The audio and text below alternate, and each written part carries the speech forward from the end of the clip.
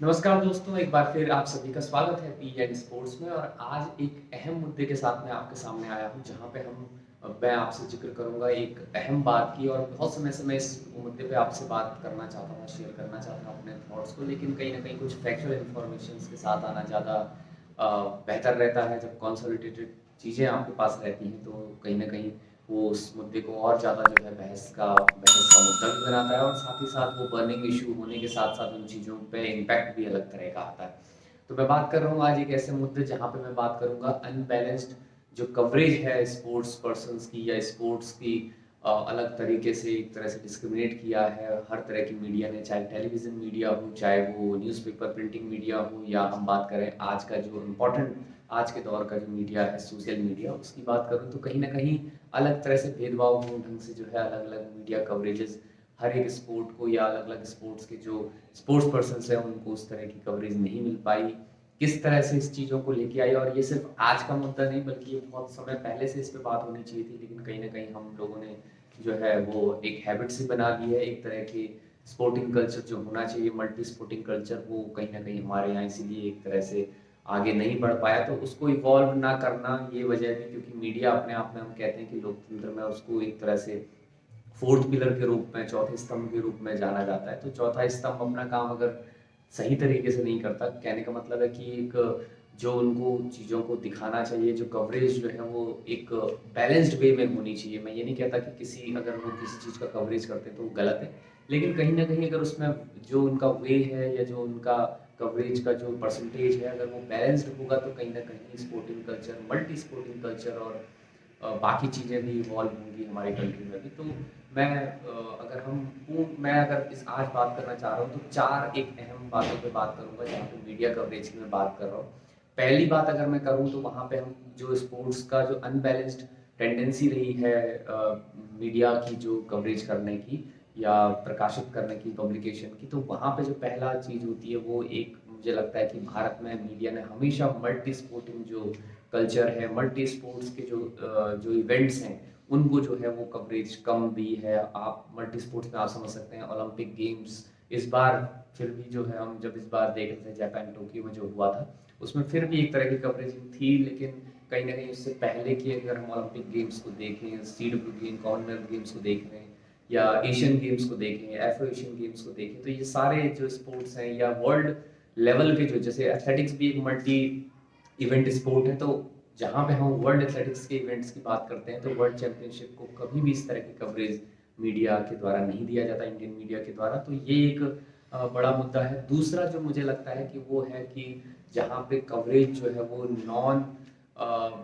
जो cricketing sport है उनको नहीं मिलती। मतलब भारत में क्रिकेट का कल्चर अपने आप में बिल्कुल, मुझे लगता नहीं कि उसको डिफाइन करने की ज़रूरत है, लेकिन कहीं न कहीं वो ठीक है, आपको कवरेज क्रिकेट को भी देना चाहिए, लेकिन स्पोर्टिंग कल्चर अगर आपको डेवलप करना है, तो आपको नॉन क्रिकेटिंग जो स्पोर्ट हैं, उनको भी जो है कवरेज करना पड़ेगा, उनको भी प्रिंट करना पड़ेगा, तभी जाके जो है हम इस तरह के आगे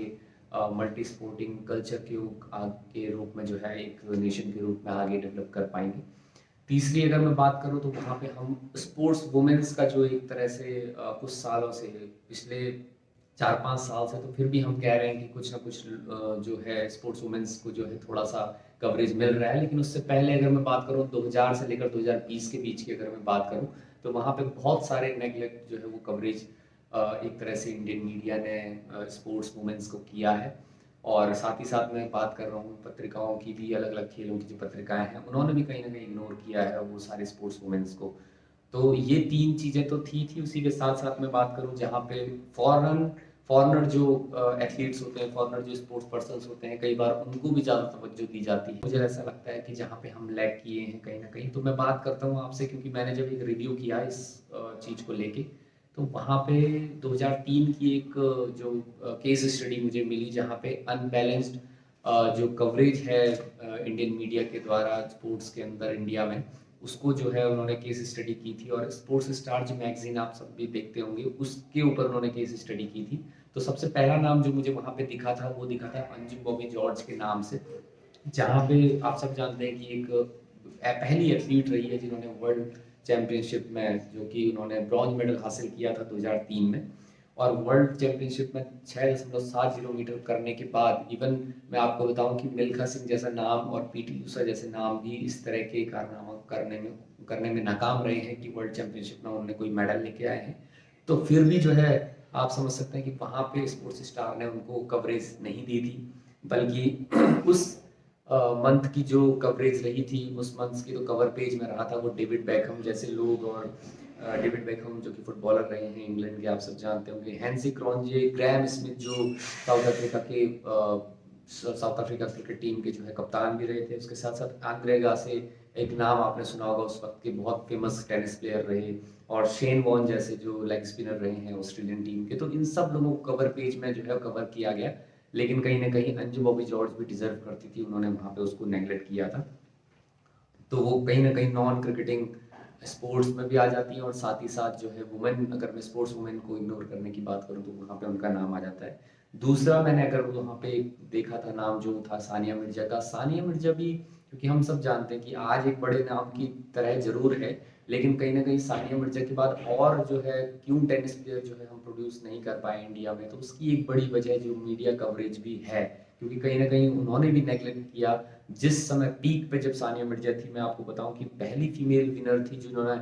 ग्रैंड स्लैम विनर थी, जो कि इंडिया की तरफ से टेनिस प्लेयर थी, और साथ ही साथ वर्ल्ड नंबर 3 जूनियर डबल्स में उनकी रैंकिंग रही है। 6 ITF टाइटल जो है उनके नाम रहे हैं, विंबलडन भी जो है उन्होंने टाइटल अपने नाम किया है। और इस तरह की कारनामे करने के बाद भी उनके आगे जो है रॉजर फेडरर, जस्टिन रेनिन और फेरेरो, जो दो टेनिस प्लेयर फॉरनर थे, उनको जो है कवर स्टोरी में जो है जगह दी जाती थी, लेकिन सानिया मिर्जा वहाँ पे जो है वो उन्होंने वहाँ पे इग्नोर किया, नेग्लेक्ट किया था। तो ये 2003 की एक ऐसी कहानी है जहाँ पे सानिया मिर्जा जैसे, और सानिया मिर्जा प्रोड्यूस करने के लिए कहीं ना कहीं मीडिया को थोड़ा सा और तत्पर होना चाहिए था, चाहे वो प्रिंटिंग मीडिया हो, चाहे वो टेलीविजन मीडिया हो। उस वक्त बहुत ज़्यादा सोशल मीडिया का ज़माना नहीं था, लेकिन कहीं ना कहीं वो एक जो है पार्ट जरूर वहाँ पे था, जहाँ पे हम एक मीडिया जो है कहीं ना कहीं उस कवरेज को देने में चूकी। तीसरा नाम जो है मैं आपको बताऊं, अगर वुमेन्स हॉकी की बात मैं कर रहा हूँ, जब अगर मैं टीम गेम में आऊँ, तो वुमेन्स हॉकी 2002 कॉमनवेल्थ गेम्स भी जीती थी मैनचेस्टर में, साथ ही साथ 2003 में एफ्रो एशियन गेम्स भी हॉकी का उन्होंने गोल्ड जीता था। उसके बावजूद जो है आपको मैं बताऊं, क्योंकि Indian women's team, hockey team में उस वक्त भी ट्राइबल एरिया से बहुत सारी ऐसी लड़कियां थी, बहुत सारी ऐसी खिलाड़ी थी वुमेन्स टीम में, जो कि अच्छा जो है प्रदर्शन करके भारत को इस तरह के टूर्नामेंट में उन्होंने जितवाए थे। लेकिन उसके बावजूद उन ट्राइबल एरियाज के खिलाड़ियों को, हॉकी प्लेयर्स को जो है नेगलेक्ट किया गया, और उस वक्त की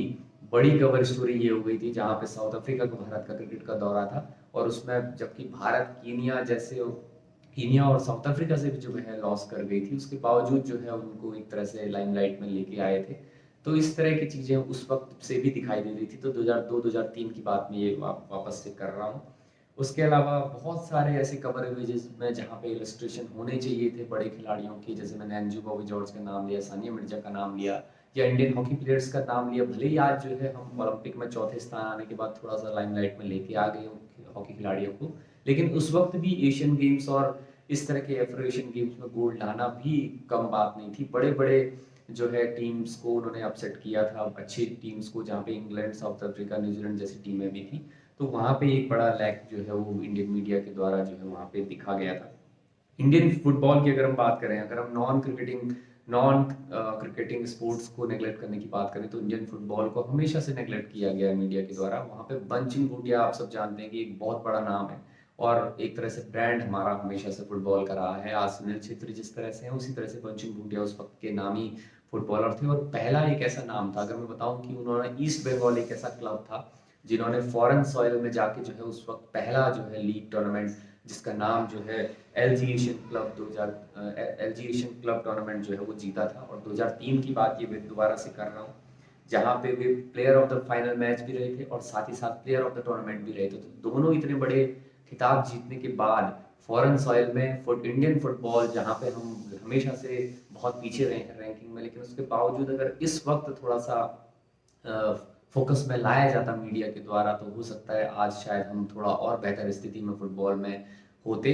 और उस वक्त बंचिंग भूटिया की जगह जो कवर पेज में जो जगह दी गई थी स्पोर्ट्स स्टार की, वो फिर से एक बार डेविड बेकहम को दी गई थी।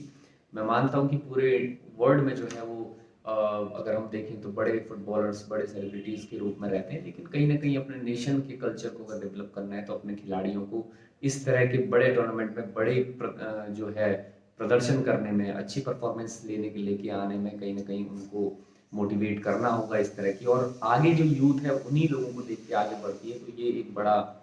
स्टेप होना चाहिए था इंडियन मीडिया के द्वारा उस वक्त। इंडियन हॉकी की अगर मैं बात करूं तो वहाँ पे गगनजीत सिंह जैसे नाम थे, और उससे भी पहले अगर हम बात करें धनराज पिल्ले जैसे नाम थे जो कि खेल रत्न ऑलरेडी हो चुके थे, और उस वक्त का बहुत बड़ा नाम धनराज पिल्ले था। और उसके बाद हम कितने नाम हमारे बीच आ जाते हैं, युवराज सिंह एक तब वक्त पे जूनियर वर्ल्ड कप जो है अपने नाम कर चुके थे ये लोग, और जूनियर वर्ल्ड कप जीतने के बावजूद जो है किसी भी तरह की जो मीडिया कवरेज होनी चाहिए थी वो उस वक्त नहीं हो पाई। और उसके बजाय मैं आपको बताऊं, जैसे मैंने आपसे कहा इससे पहले कि क्रिकेट की जो टूर्स होते थे, जो कि बायलैटरल सीरीज होती थी या ट्राई एंगल सीरीज जो होती थी, उन पे ज़्यादा कवरेज फोकस किया जाता था। हम ये नहीं कहते कि अपडेट आपको नहीं मिलना चाहिए या उस पर फोकस नहीं होना चाहिए, लेकिन वो एक बैलेंस तरीके में होता तो वो कहीं ना कहीं उसका रिफ्लेक्शन हमें आज जो है हॉकी में या फुटबॉल में या अदर नॉन क्रिकेटिंग स्पोर्ट में जरूर दिखाई देते। इंडियन वॉलीबॉल, बाकी खेल फुटबॉल हॉकी एक बार तो मैं कहूँ कि एक बार फिर भी, लेकिन वॉलीबॉल और इस तरह के खेल जहाँ पे चेस की मैं अगर बात करूँ, जहाँ पे चेस में विश्वनाथन आनंद की तो हम बात करते ही हैं, लेकिन एक बड़ा जो नाम है कोनेरो हम्पी एक नाम था जिन्होंने कि अंडर 13 से लेकर अंडर 12, अंडर 10, अंडर 14 ये सारे चैंपियनशिप जो है वो जो है उन्होंने गोल्ड जीता था, मतलब विनर वो वहाँ रहे थे। उसके बाद जो है वर्ल्ड जूनियर चैंपियनशिप एथेंस में भी जीत गए थे, लेकिन उसके बावजूद भी अननोन वो हम सबके लिए थे, और एटलीस्ट वो डिजर्व करते थे एक कवर पेज कवर स्टोरी के लिए उस वक्त भी। तो वो भी वहाँ भी जो है इंडियन मीडिया कहीं ना कहीं बहुत पीछे रहा, और जिसका खामियाजा हमें बहुत अच्छे चेस प्लेयर उसके बाद विश्वनाथन आनंद हमें हमेशा दिखाई देते हैं। अगर स्नूकर्स की बात करें तो पंकज अडवाणी को भी उस तरह का फेम नहीं मिला जो मिलना चाहिए था, और उस तरह के दूसरे नाम जो है कभी भी आगे नहीं आ पाए जिनको शायद मीडिया को कवरेज देना चाहिए था। अगर वॉलीबॉल की मैं बात कर रहा था, जहाँ पे अंडर 19 वॉलीबॉल में एक वक्त था जब भारत ने अच्छा किया था 2002 में और 2003 में, जहाँ पे गोल्ड जो है जीती थी एशियन जूनियर चैंपियनशिप में अंडर 19 वॉलीबॉल टीम। और मैं आपको बताऊं कि भारत के पास इतनी लेस फैसिलिटीज उस वक्त थी, डॉक्टर नहीं हुआ करते थे टीम के साथ, और बहुत ज़्यादा एक तरह से पुश करके और चीज़ों को प्रोवोक करके जो है वो चीज़ों को लिया था, और लास्ट में जो है गवर्नमेंट के लास्ट मिनट में गवर्नमेंट के सैंक्शन के साथ टीम वहाँ पे गई थी, और उसके बावजूद जो है गोल्ड मेडल हासिल करके आई थी, गोल्ड विनर होके आई थी। और ब्राज़ील जैसी टीम के साथ उसके बाद दूसरे साल जो है सिल्वर मेडल लेके आई थी ब्राज़ील, जबकि टॉप मोस्ट टीम में थी। तो वहाँ पे जो silver medal world youth championship में बैंकॉक में जो हुआ था 2003 में, वहाँ पे भी अच्छा प्रदर्शन किया था, लेकिन किसी भी तरह की कवरेज जो है वहाँ पे भी इंडियन मीडिया ने जो है लगातार इस तरह के नॉन क्रिकेटिंग स्पोर्ट्स को हमेशा से जो है वो नकार दिया था, दिखाया नहीं, कवरेज नहीं किया। तो ये एक बड़ा अलग बात थी। लेने को हम कहीं, जैसे मैंने कहा कि मल्टी स्पोर्टिंग इवेंट हैं, जैसे एशियन गेम्स हैं, कॉमनवेल्थ गेम्स हैं, एफ्रो एशियन गेम्स हैं, या विंटर गेम्स की अगर मैं बात करूँ ओलंपिक गेम्स हैं, इन सब में जो कवरेज होना चाहिए था, जिन खिलाड़ियों ने बेहतर किया, या क्योंकि मैं हमेशा कहता हूँ कि sport is not a you can say the result oriented thing, but it is a performance oriented thing, जहाँ पे मैं कहता हूँ कि हमेशा प्रदर्शन जो है वो आपका उसमें कैसा रहता है ये इंपॉर्टेंट होता है। आपके ट्रेनिंग और आपके जो सिस्टम है उसका जो रिफ्लेक्शन है वो वहाँ दिखाई देता है। हमेशा रिजल्ट आपके फेवर में नहीं होते, लेकिन प्रदर्शन जो है अगर आप अच्छा करते हैं तो रिजल्ट कल कल नहीं तो परसों आपके फेवर में आ ही जाते हैं। तो वहाँ पे अगर इस तरह के मल्टी स्पोर्टिंग इवेंट में खिलाड़ी अगर बहुत अच्छा वर्ल्ड लेवल में विनर नहीं होते या मेडल लेके नहीं आते, लेकिन कहीं ना कहीं अगर अच्छी प्लेसेस में 10th 11th 12th भी आते हैं, 20th भी आते हैं ऑल ओवर वर्ल्ड में, तो उनका नाम कहीं ना कुछ जगह उनको जो है फेम मिलना चाहिए, तभी जाके आगे आने वाले समय में छोटे छोटे लोग जगह से जो ट्राइबल एरियाज से अगर इंटरनेशनल खिलाड़ी निकल रहे हैं तो उनको फेम में नहीं लेके आएंगे, तो इस तरह की छोटी जगह से आपके पास खिलाड़ी नहीं आ पाएंगे। और टोटल में उस रिसर्च पेपर का अगर रिव्यू करके लास्ट में जो कंक्लूजन था, तो 94% जो कवर स्टोरीज थी, अगर मैं बताऊं 52 में से 49 लगभग जो कवर स्टोरीज थी वो ऐसे स्पोर्ट्स स्टार की मैं बात कर रहा हूँ, वहाँ पे क्रिकेट में 40 और अदर स्पोर्ट्स, क्रिकेट में 40 और 9 जो है टेनिस प्लेयर्स को जो है वो कवर स्टोरीज दी गई थी। उसके अलावा कोई भी ऐसा, सिर्फ 3 ऐसे कवर स्टोरीज थी जो टेनिस और क्रिकेट के अलावा। और ये भी अगर आंकड़ा देखो आप तो 52 में से सिर्फ पूरे के पूरे 40 जो है क्रिकेट स्टोरीज जो है वहाँ पे उस वक्त हुआ था। तो इवोल्यूशन होता है, ठीक है, क्रिकेट को आपने कवरेज दिया, आज क्रिकेट जिस पड़ाव पे है, जिस मुकाम पे है, वो भी एक अच्छा, हमेशा प्राउड करने वाली बात है इंडिया के लिए। लेकिन कहीं ना कहीं दूसरे स्पोर्ट को भी जो है, ऐसा नहीं है कि दूसरे स्पोर्ट जो है डिजर्व नहीं करते या दूसरे स्पोर्ट्स पर्सन जो है उस तरह का परफॉर्म नहीं कर पाए कभी भी। तो वो परफॉर्मेंस को कहीं ना कहीं मीडिया को कवरेज देना चाहिए था उस वक्त से। धनराज पिल्ले, पुलेला गोपीचंद जैसे खिलाड़ी, विश्वनाथन आनंद, पेस भूपति की जो हम हमेशा बात करना भूल जाते हैं। सानिया मिर्जा अपने आप में बड़ी चीज़ है। उसके बाद साइना नेहवाल जो है एक नाम आया, धीरे धीरे बैडमिंटन में जो है पी कश्यप का नाम आया, और भी जो है लगातार अभी जैसे पीवी सिंधु का नाम आया है। तो अभी तो थोड़ा सा मीडिया का कवरेज फिर भी एक्टिव है, लेकिन कहीं ना कहीं कुछ साल पहले हम जो लैग कर रहे थे वो भी अभी भी भरपाई होना मुझे लगता है कि बाकी है। हॉकी, फुटबॉल, वॉलीबॉल ऐसे मल्टी जो टीम गेम्स हैं जो कि नॉन क्रिकेटिंग स्पोर्ट है, उनको कहीं ना कहीं थोड़ा सा बढ़ाने की ज़रूरत है। तो कंक्लूजन में अगर हम देखें तो कहीं ना कहीं मैं यही कहना चाहता हूँ, और यही मेरी एक सोच है कि अगर हम सोशल मीडिया के थ्रू भी अगर चीज़ें को देखते हैं तो कम से कम हमारा और मीडिया का ही दायित्व जरूर बनता है कि चीज़ें इस तरह से दिखाई जाएं, मीडिया का कवरेज इस तरह से हो जो एक बैलेंस्ड वे में हो, कभी भी वो डिस्क्रिमिनेशन ना दिखाई दिए जहाँ पे टीआरपीज, और ठीक है एक अपने हर किसी का प्रोफेशनल जो फाइनेंशियल बेनिफिट होते हैं वो जरूर है, लेकिन एथिक्स भी कहीं ना कहीं काम करने चाहिए। अगर हम जर्नलिज्म की बात करें तो जर्नलिज्म का जो अनबैलेंस्ड कवरेज था इंडियन स्पोर्ट को कवरेज करने का, वो उसके बारे में मैं आज बात करना चाहता था। आपकी इस पे के ऊपर कुछ राय है तो आप कमेंट बॉक्स में लिख सकते हैं। अगर आपको इस तरह के वीडियोस पसंद आते हैं तो हमारे चैनल को जरूर सब्सक्राइब करिए। आगे आने वाले टाइम में आपको लगातार हमारी नोटिफिकेशन ऑटोमेटिक मिले तो उसके लिए बेल आइकन प्रेस करना ना भूलें।